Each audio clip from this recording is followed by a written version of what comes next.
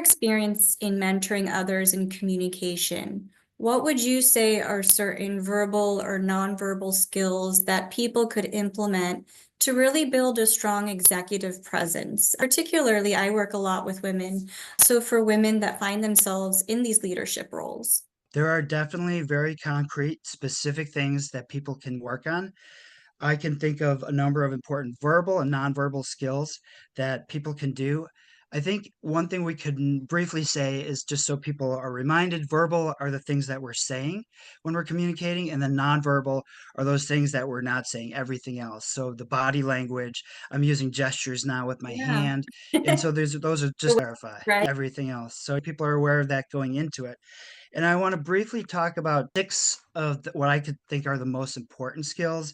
And feel free to jump in and interrupt me questions at any point. But I'll just go through the six and we'll just take as long as we need to. But I'll go through them rather briefly.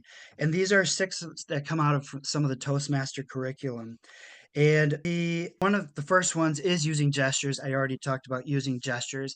And I think what happens with people, I see this in Toastmasters, is that they might use some gestures, but I find most people are a bit limited in their gestures.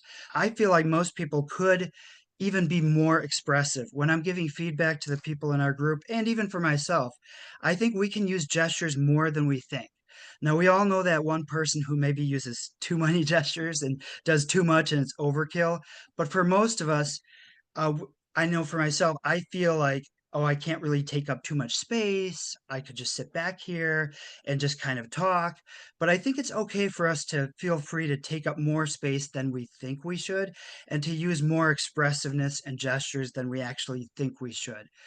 And a Don't be lot of afraid these, to take up space, right? yes, feel free to take up space. Exactly. I know for me mentally, I have always wanted to be a wallflower, just sit in the back and others take the lead.